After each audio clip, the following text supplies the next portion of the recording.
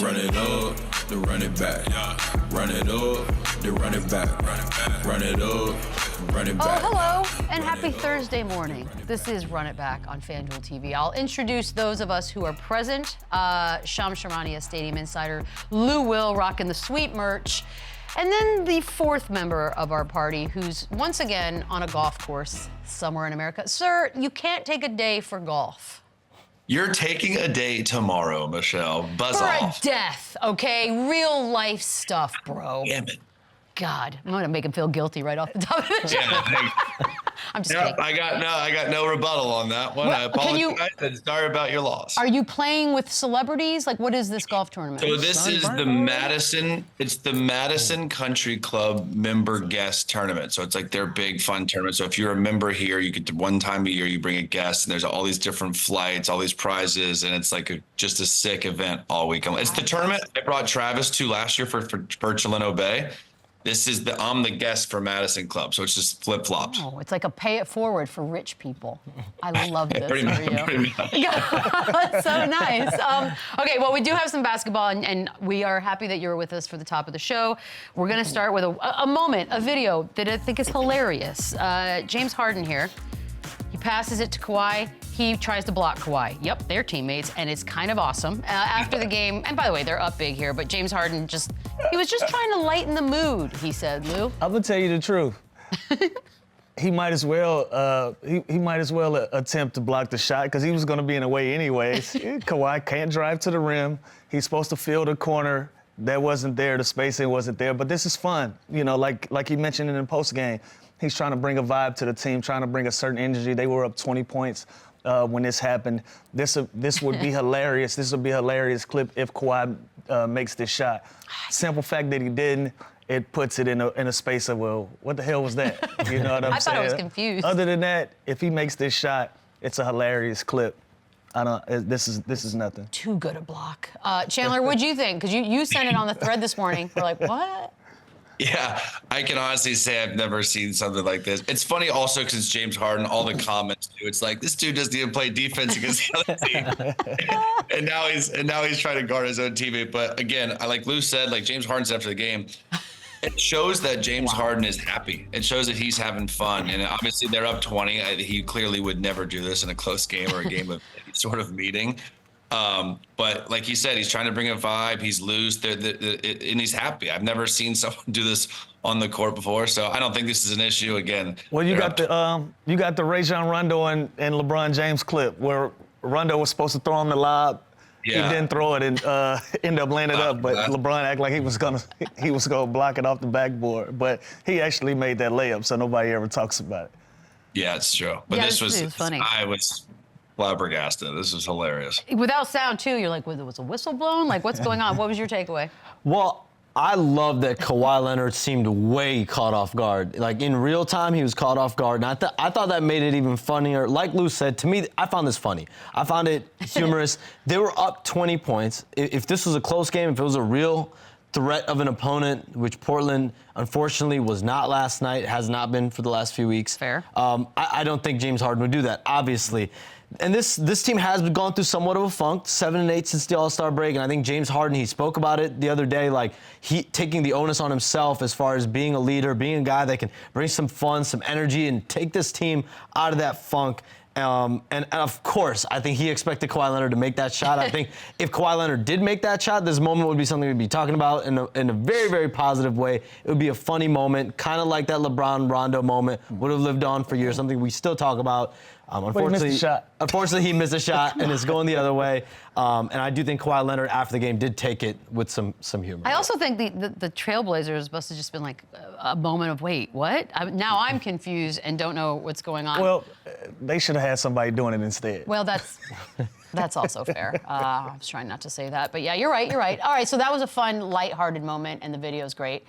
We have another moment in basketball last night. Maybe not so lighthearted. Draymond with the jersey here of Aldama, pushes him. Nothing happens there, but Taylor Jenkins does complain to the refs. Draymond comes in, which then Desmond Bane is like, no, you can't do that. Green bumps into the coach right there, who gets knocked down. This results in double techs for both Green and Bane. Lou, it's a Draymond Green day again. Yep. Yeah, I don't know what Dre's intention was at the beginning of this clip, grabbing his jersey and creating contact. You know, this is a reputation thing. Draymond has always been the enforcer for the Golden State Warriors. He's always been that guy that's going to stick up for his teammates, and he's also going to, you know, create situations like this. I have no idea what was the issue there. I would say the first clip was probably somewhat of a problem. If the referees didn't call anything, I'm not sure what happened after that. That if coach is on the court and he's protesting this, he has an issue with this. At that point, when everybody is having a conversation in the open, on the floor, everybody is privy to that conversation. Right. So from that point on, Draymond is standing his ground. Bane probably felt like that was a moment that his coach should have had some privacy. And now you got guys touching each other and everybody's standing their ground, and obviously it's gonna get escalated when everybody gets involved. And you know, this is part of Draymond's thing. You know, he gets under guys' skin, and that's part of his MO of doing this to his opponents, and especially the Memphis Grizzlies. That's true. You know, he has a bone to pick with the Memphis Grizzlies. Up until the point in his commercial, you know, he tells his daughter, "Watch out for the Grizzly Bear." So you know what I'm saying? Just a joke, in jest, and this has been the history that he's had with the Memphis Grizzlies. I thought it was much about nothing, but I think everything is whatever. I mean, look, it's Draymond. I think that's really why we're even talking about it, Chandler. It's the fact that his reputation sort of precedes him at this point. But you know, any shock, any concern? Why is he in that in the first place? Yeah, a little bit of both. And I honestly think the Grizzlies handled this about as good as they could, right? This is what anybody would do. The fact that he's kind of holding his Aldama's jersey like that, Aldama could have reacted a lot differently, and he could have actually gotten to a physical altercation, which then is really bad news for Draymond Green. So the fact that he's even putting himself in this situation is just another horrible look where he's got to be better. He's got to realize that he can't afford another strike. Everyone is watching him. Everyone is waiting for him to react like this. And if Aldama, for some reason, knocked his hand out or pushed him and then started like an actual physical altercation, Draymond Green's probably suspended for the rest of the year. He's probably not going to play in the play-in, and it's going to really, really hurt his team. So I don't love it. I don't love walking up to the coach while he's talking to your player. Desmond Bane, he reacted as anybody would. And then it got kind of ugly from there, where he didn't mean to take Jenkins down. Obviously, you didn't even see him when he knocked him over. But this is just another situation where Draymond Green has got to be smarter. He's got to be more careful because he doesn't have any other warnings. He doesn't have any other strikes to deal with. This is his reputation. This is who he is. And I know this benefits their team a lot, and they've been a lot better since he's been back from the suspension. But don't do anything like this that's going to harm your team and get you back off the floor, back suspended, because this could have went sideways really, really quick. If someone grabs my shirt like that, yes, I'm not just going to let it go, especially if it's Draymond Green. So they're lucky that this was handled, you know, honestly classy by Aldama. I'll play devil's advocate. You know, this was unprovoked. From the clip that I saw, grabbing his jersey, this is unprovoked. I think he's out of bounds for that. But on the flip side, I always want my enforcer to stay dangerous. Like, Dennis Rodman never changed. He never changed. Even though he had a different way of going about things, he never changed it. Draymond Green is never going to change. I don't care how we chop it up, he's never going to change. This is part of what makes him Draymond Green. Is all of it cool? Is it all acceptable? I'm not saying that. What I'm saying is, if this is your role for this team, and you're going to make sure you enforce things and you're always in the middle of whatever's popping off, stay dangerous. Yeah, but Lou, you see how much better they are when he's on the floor? If this thing got nasty and this thing got into an actual fight, he's done. And he's not playing in the play-in, and that hurts their team. So yeah, I get it. This is who he is. He does provide that energy and that spark. But just be smart and don't put yourself in these situations where they could escalate and you could miss more time. I agree with you. It could have got escalated really easily. Way bad. It should have. It should have. Honestly, it could have escalated, you know, very much easy. But again, I'm not tripping because I like when Draymond is kind of in his Draymond bag, because you create these instances, and I agree with Chandler 1,000%. They are a much better team when he's on the floor. But meanwhile, we're not talking about Steph Curry or Klay Thompson, any of these guys, and they're filling up the stat sheet quiet as kept while he's doing this. I mean, it is funny that the Aldama of it all could have escalated, and he just sort of looks at him like, what are you doing? Here's the thing, though. When you're a hothead, you're not thinking, right? There's not a moment between your reaction and everything else. It's just a reaction. And I will say this, though. because, he got all the help that they told us he was going to go do, all that stuff. Afterwards, he and Bane had a moment. Everything seemed to be cool. Could that be the growth that we're looking for here, Lou? I think it was much about nothing. Again, those two guys, I think they had it under control the first time they were kind of speaking. They both were holding their ground. And then, again, once your teammates, the referees, team security gets involved, it gets escalated. That gets Taylor Jenkins on the floor. Yeah. And it turns into this big thing. And obviously, when you look around and everything settles, you're like, well, Draymond was involved.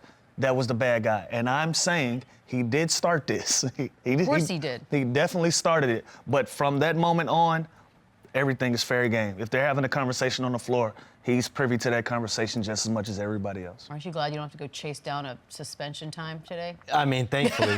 Thankfully for Draymond Green and the Warriors, this is not that. I mean, listen, I kind of agree with Lou where thankfully this didn't escalate, and it was a lot of just pushing and shoving and a lot of just, I really didn't know what to make, what was going on. Just boys. I'm curious why he was even grabbing his jersey. I wish I would have seen a longer clip to give me more context, because that's all we see. Only thing we see is him holding his jersey. We don't know if it was some elbows thrown, some pushing, some shoving before that. I'm not taking up for anybody, but from what we have, I don't know why he would do that. Well, we have a dunk last night. I do like when we wake up to nice dunks. CHET HOLMGREN. Bit of a poster moment here. Okay, but here's it's a simple question though. Is it better than? Are we back in the Rookie of the Year conversation No, we're not. again? No. No, that's out still. What, for this? This is a nasty dunk, though. That's a sick post. Cute. But if this was Wemby.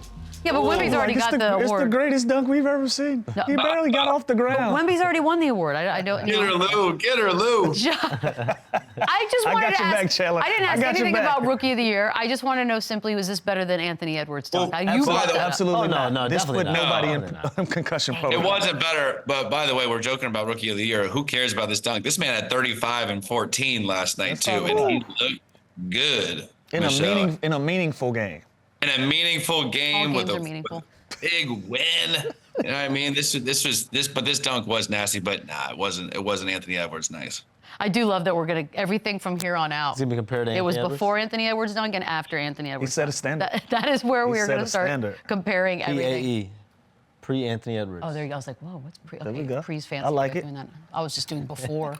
Now we can get to some games because we had some. And remember, Giannis was out for the Bucks. They played Boston, and Boston beat them. 7th straight win, 122-119. Tatum with 31. Peyton Pritchard, 10 of 19 in the second quarter. Damian Lillard finished with 32. They led by as many as 21, but they also let Milwaukee get as close as 2 points with 32 seconds left. These runs are insane to me, by the way. The playoffs are right around the corner, Lou. This team is head and shoulders seemingly above everyone else. But are you concerned when they let things like this happen? No, I can be concerned when, again, what was the first sentence there?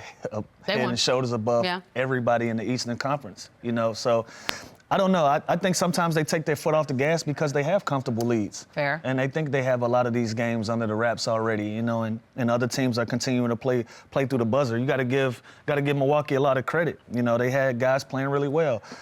Bobby Portis was shooting it like he was a shooting guard last night. Pat Bev was in the lane finishing floaters and giving them an offensive punch. Dame Lillard was Dame Lillard. Give them guys credit. They put themselves in a position to have an opportunity to win this basketball game, but Boston was still too strong.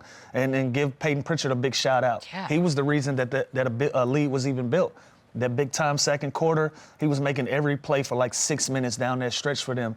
And that game went from a 2 to 4 point game to a 12 to 14 point game in a matter of minutes on the back of Peyton Pritchard. So give them credit. We always talk about their depth. This is a good look for them. I mean, Chandler, it can't be ideal that you give up these types of leads, but I suppose until the playoffs actually start, a win's a win's a win. A win's a win. This is the second best team, right? So this is the team that they're going to face. And I understand that Giannis was out, but so was Drew Holiday, and I can argue that he's just as important to the Celtics as Giannis is to the Milwaukee Bucks. So I think this is a big win. To lose a lead like this is a little concerning. Letting your foot off the gas, not keep extending this lead. But Lou mentioned Peyton Pritchard. Pat Bev gave him the too small real early, and that backfired. He ended up, getting some big buckets, flexing did. on him. It definitely did.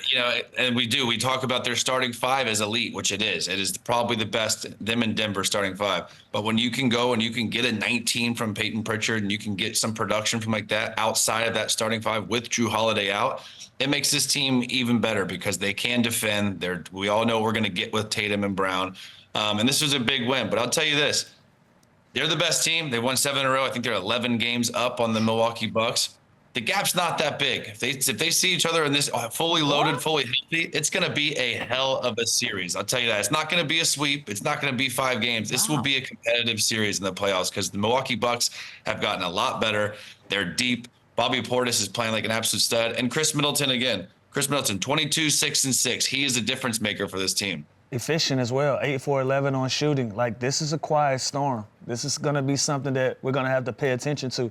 This Milwaukee Bucks team, everything's not going their way, but it's leaning towards that. It's projecting towards things starting to lean their way once they get Giannis back in the lineup. And Chris Middleton's playing out of his mind right now, quiet as kept. Okay, but he said it wouldn't be a sweep, that the gap, first they have an 11-game lead, but the gap's not that big. Do you agree that there's no chance that this could just be an embarrassing I think sweep? there is a gap, but if anybody's going to be the team that closes it, it's going to be the Milwaukee Bucks. They have all of the tools to do it.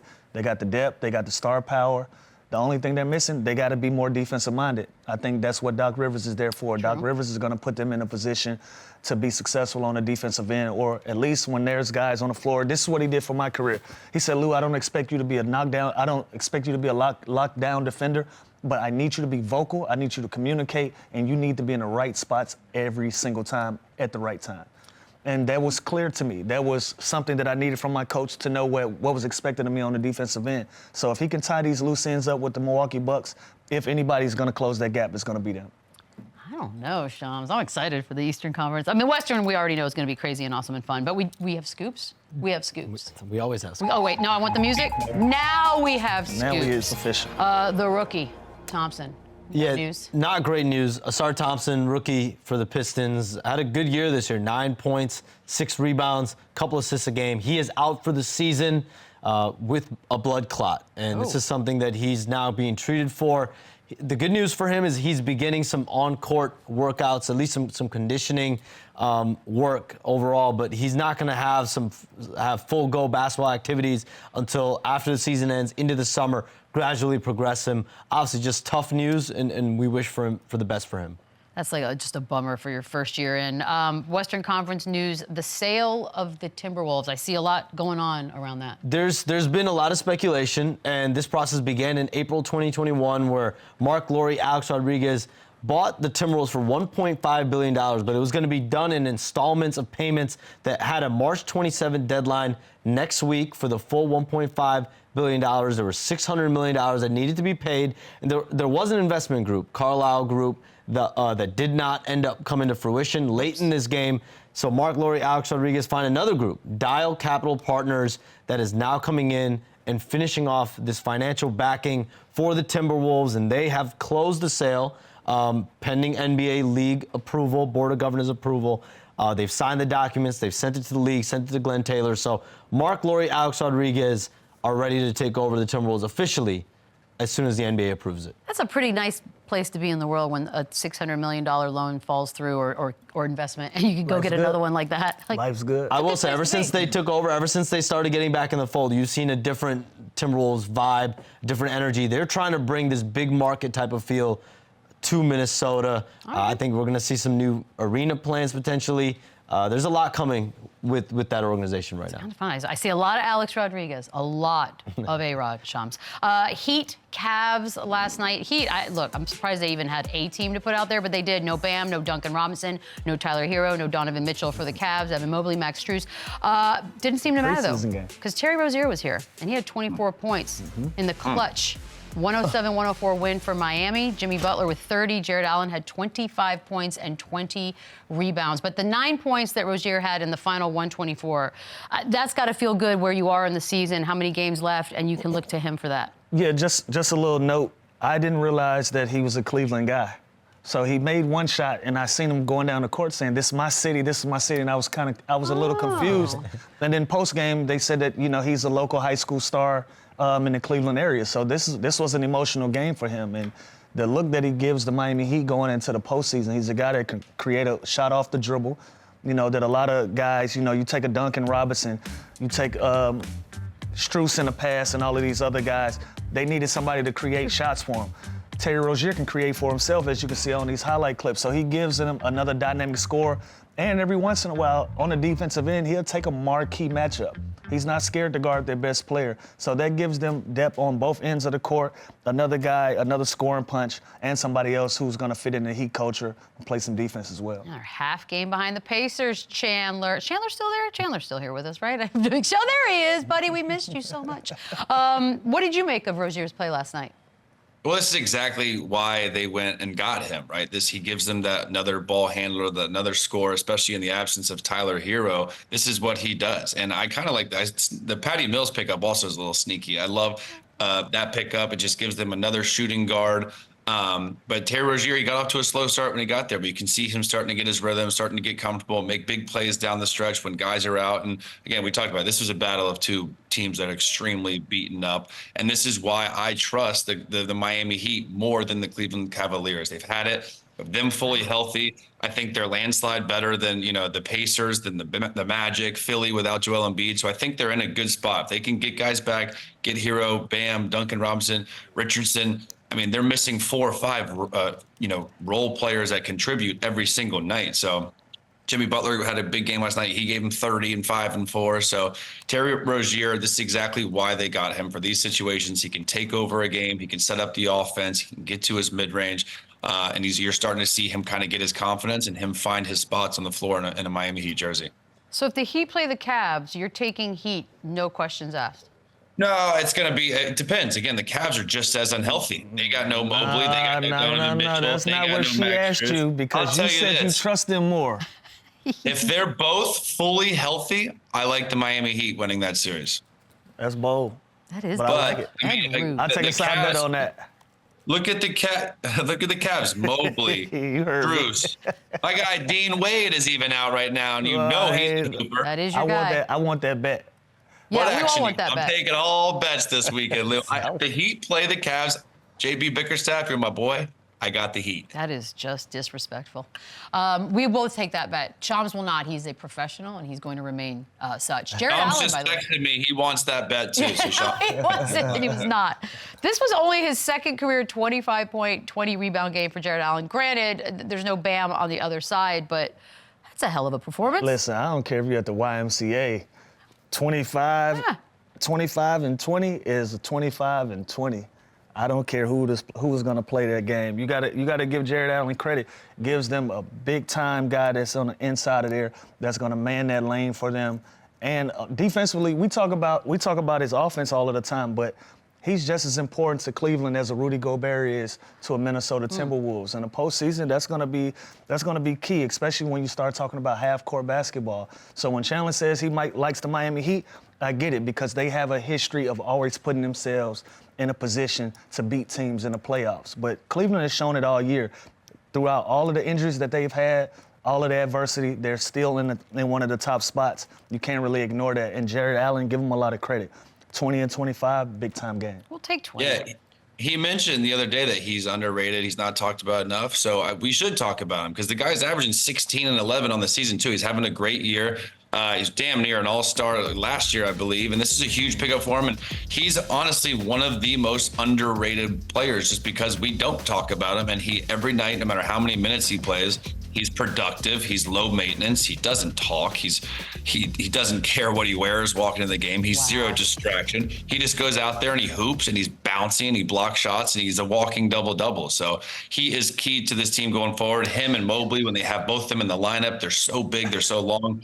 It's a good look. So he's had a great year, and we should talk about him more. So that is some shade. By the way. No. I'm laughing because I was watching these highlights, and maybe this was a Thomas Bryant thing. He was getting his ass cooked. happened? No, it's still 25-20. It's still there. Listen, initially I said 25-20, no matter who's out there, but he was eating Thomas Bryant lunch. He almost wore his jacket to school right there. By the way, saying that somebody doesn't care what they wear to the arena is straight shade. You're the worst. I bypassed that. I bypassed that. I mean, I get it, but Go back and look at his outfits. he's kind of a does cute little not nerd. Like, care. he's a quiet, nerdy dude, which is fine. Donovan Mitchell.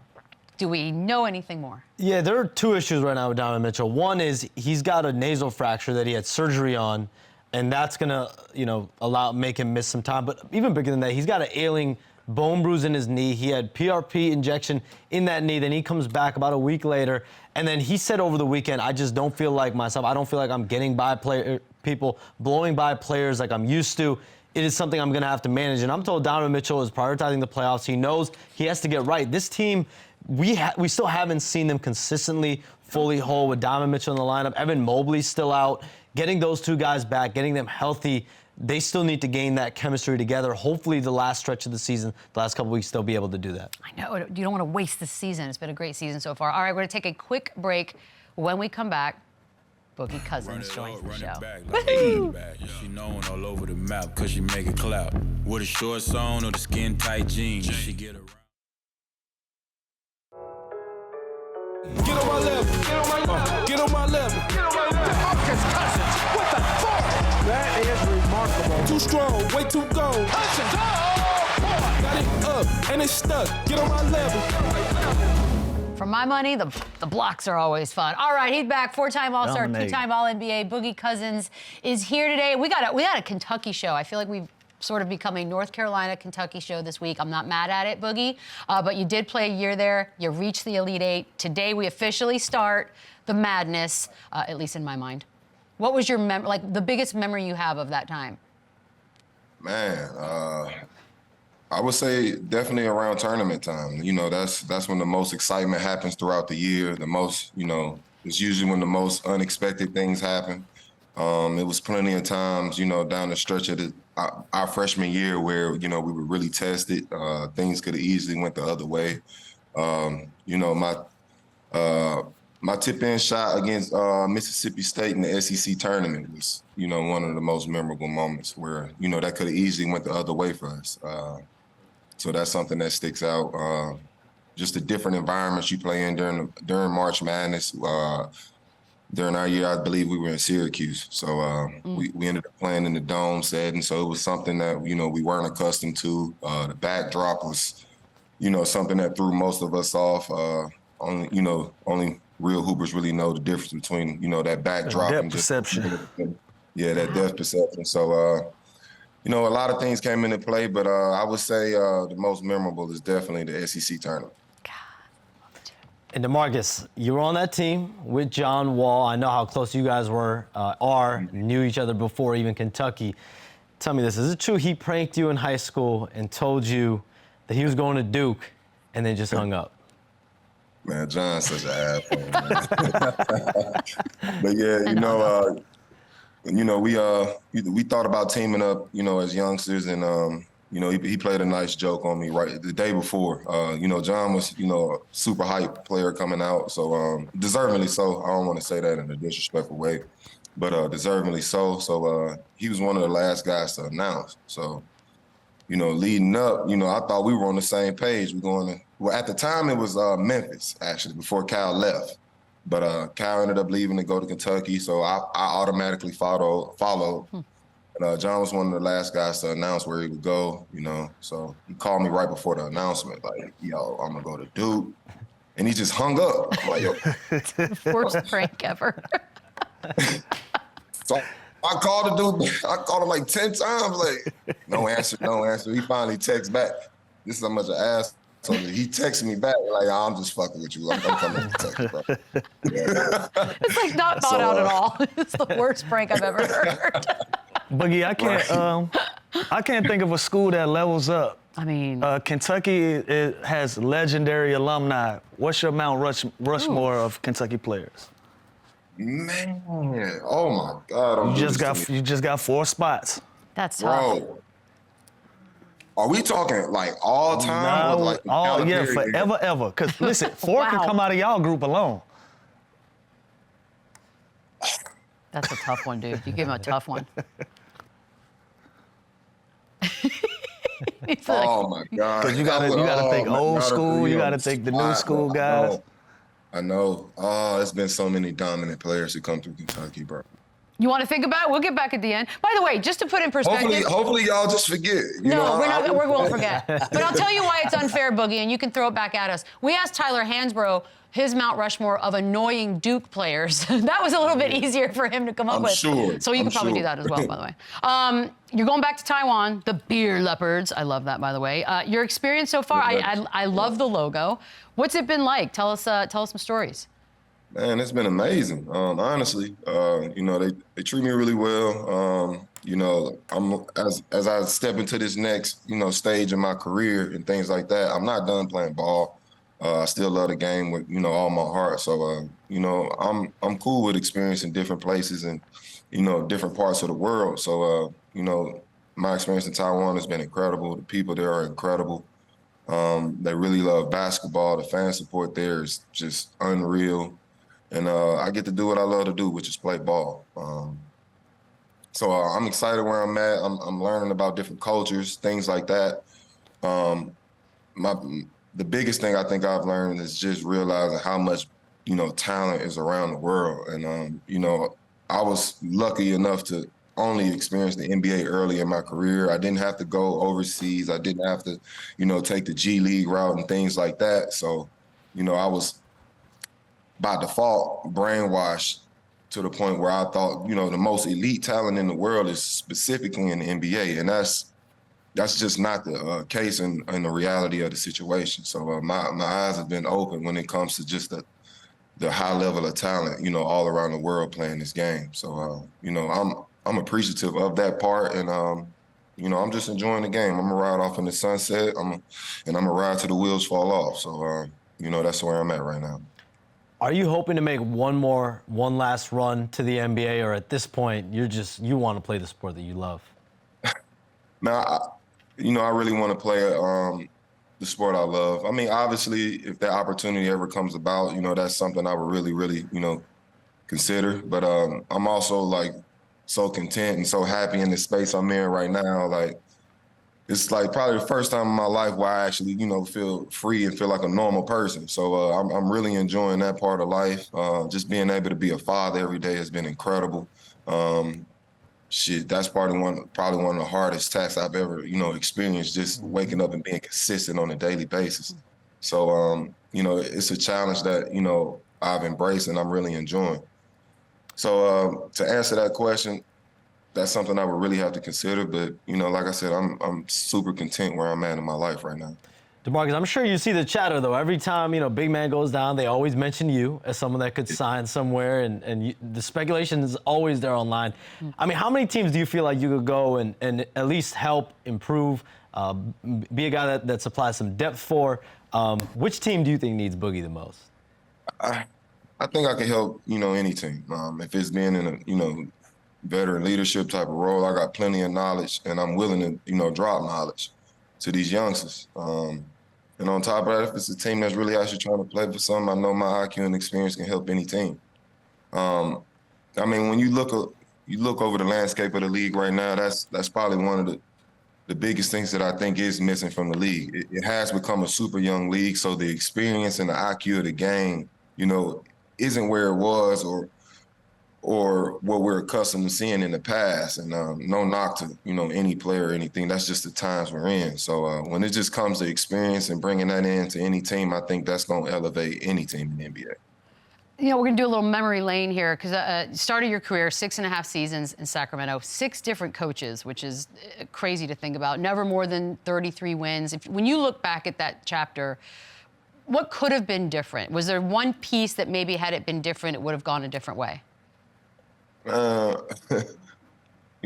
spent majority of my, early career trying to figure out that exact question you asked, and I'm a firm believer that everything happens for a reason.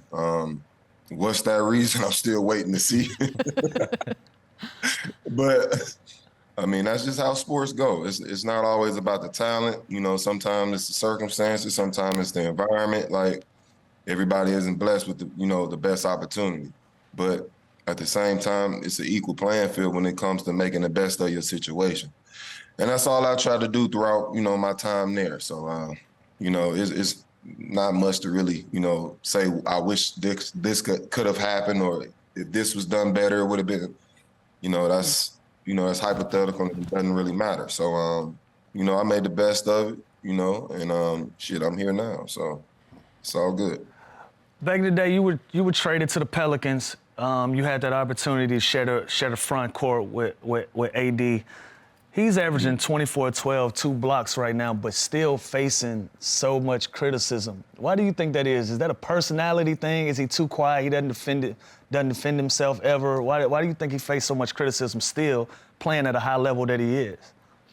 I think it comes with, the environment. Obviously being teammates with one of the greatest to ever touch, definitely on the Mount Rushmore of players in LeBron James. When things go bad, we all know it's a list of guys that's gonna be blamed before it gets to the best player on the team or one of the best to ever play. And that's just the environment. On top of that, he plays for the Lakers. They have a tough fan base. Like, right. They expect excellence. I mean, you were there, Lou. You know how this shit goes. They expect You'll excellence. get criticized as a Laker. Yeah. It's a completely different experience being a Laker than a Clipper. Oh, absolutely. Completely different experience. 25 and 12. You can average 25 and 12 and it still not be enough. Like, right. That's not enough. It's championship or bust, no matter the season, no matter the roster, no matter the timing. And that's just the territory that comes with, being a teammate of LeBron James, because greatness always comes with him. And the same thing goes with being a Laker. So I think that plays a huge part in the criticism he receives. And it may be a little bit of him not, speaking. AD's just not that type of guy. AD's the type of shut his phone off and just not give a fuck, which is, it works for him. Right. And, it's other guys where they're going to speak up and defend themselves. So, and usually the more quiet guy, people feel like, they can go at him a lot more. And like I said, if it's, for instance, maybe a Draymond's going to defend himself. Draymond's going to speak up, and he's 100%. And you ain't got to never worry about getting his words misconstrued, because it's going to come straight from the horse's mouth. You know what I'm saying? So it's just a different in personalities, and like I said, it just comes with the environment as well. DeMarcus, you reunited with Kings owner Vivek Ranadive at All-Star Weekend in Indy. We saw the picture Vivek Ranadive posted. What was that like? Are we going to see you at a Kings game coming up? It was actually cool, man. It was good to talk to him. It had been a while. We had messaged, a little bit over the years, a little bit here and there, but for us to actually meet in person, it's been some years. So it was cool to, see him and talk with him. And, he helped me, put some things to rest. Like, I knew some things were done a little weird with my time there, and he validated a lot of things that I couldn't, figure out at the time. So, I'm happy for that. We're on the same page. We cleared up a lot of, rumors and things like that. And, he let the truth be known as to why things played out the way they did with my exit. So I'm appreciative of that. And I'm moving forward, man. We're on a clean slate. We're going to figure things out. And it's probably a great chance I do end up at a game soon. So I'm excited. I like that. That's what's up. Yeah. And DeMarcus, I know you went to the Warriors for what ended up being KD's final season there. There was his Achilles injury. There was the incident with Draymond during the year. Obviously, the loss to the Raptors in the finals in 6 games. What stands out to you most about that season? Man, It's a lot. I would just say it was a lot, honestly. But that comes with championship teams. So, but for me, it was the positive stuck out way more than any of the negatives, which is crazy to say because it was a lot that season. But just us when that 5 touched the floor, and we were all healthy. That's probably the most fun I could say we all had playing basketball at this level. And probably the easiest we've ever had playing at this level. Like, seriously, it Is that was the like, best starting 5 ever? I mean, it's. in my opinion, yes. Clay. And obviously, it's a small sample size, but when we were all healthy, it was ugly, bro. It was ugly. So and it was fun, and it was, like I said, every night we were low key just kind of going through the motions and beating teams by 25. So it was a lot of fun and easy basketball. And I've never been on the floor with that much Hall of Fame talent at one time. Like, it was incredible, bro. So, like I said, I think the positives stuck out more than, the little bit of adversity that we dealt with throughout the year. So, Let me ask you about the young fella, Wemby, having an incredible rookie season. I still got CHET as my rookie of the year. I still value winning, and he's the second best player on that team. I ain't gonna lead you. Wemby is You playing. just did. Nah. Wemby's having an incredible season. What would you rank him amongst players, and are you a fan of his game? What are you seeing from Wemby? huge fan of Wemby. Man, what I see from Wemby is, once again, we're starting to, like, in real time, see the evolution of the game once again. And I think it's dope to see. I think he's a high character. I've never, got the chance to meet him in person, but I've heard a lot, throughout, the grapevine throughout the They league. say he cut his phone off too at 9:30. He said, "Don't call me after 9:30. I'm not available." Smart guy. Yeah, that's a bright future ahead. That's good signs of a bright future. But high character guy, loves the game. And that's something that's kind of unspoken about in the league. Usually when it comes to big, it's not a lot of bigs that love the game. So the fact that he loves the game, that's a good sign for him. That's a fact too. That's a great point. Highly skilled.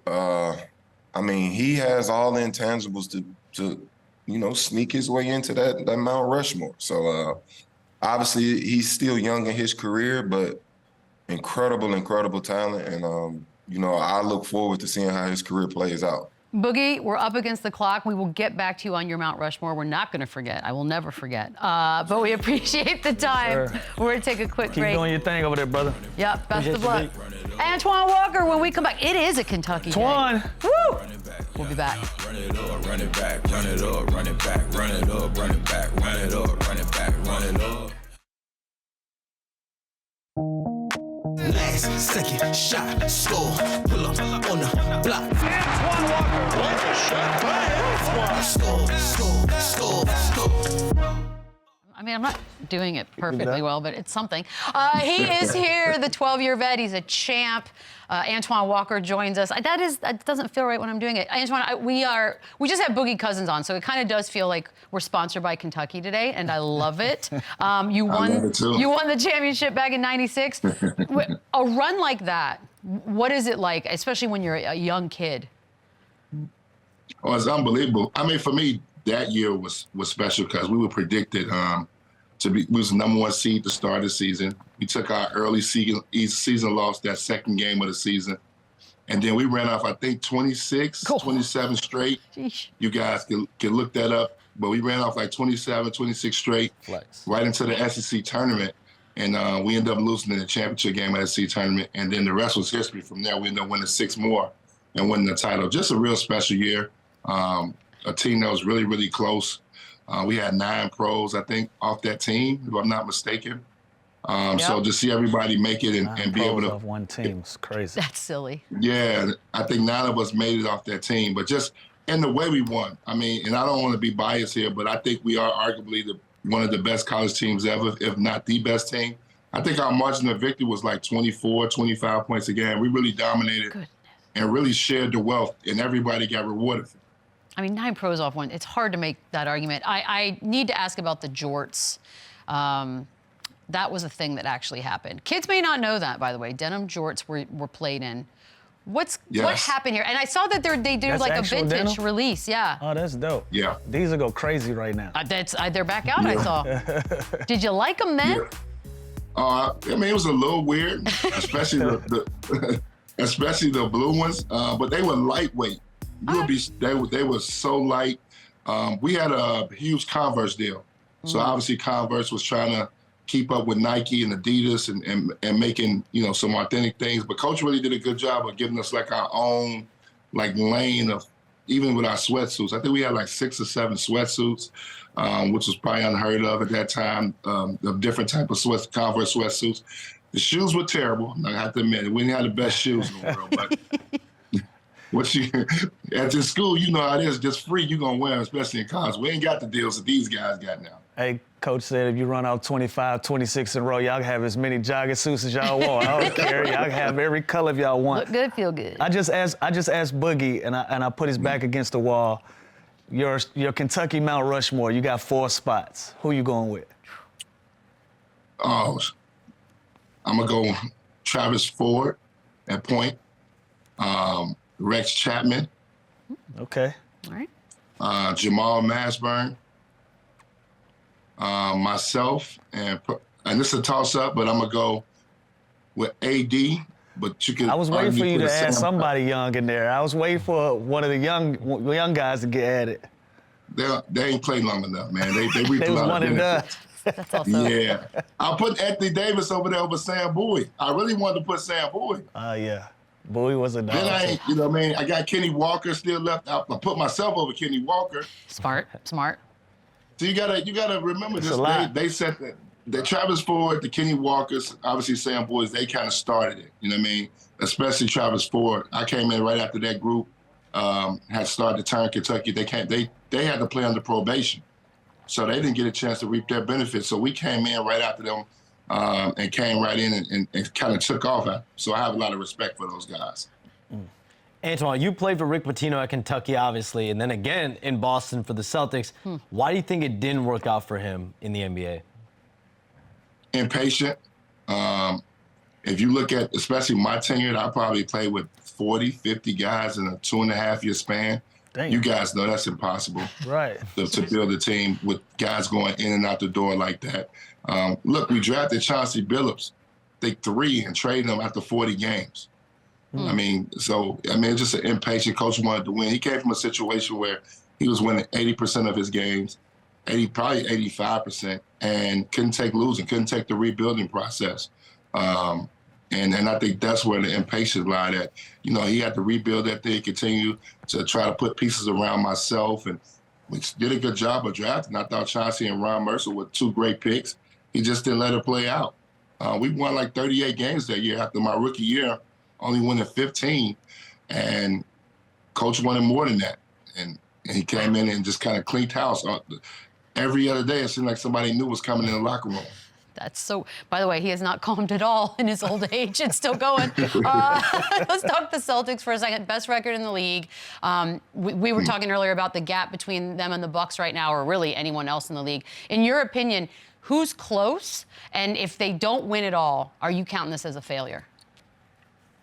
I would count it as a failure. This team is well put together, and the only reason I would count it as a failure is if I would say getting to the finals. Obviously, winning is another level, but getting to the finals, this team is good enough and should get to the finals because the core 2 guys have been together. Jalen and Jason have been together.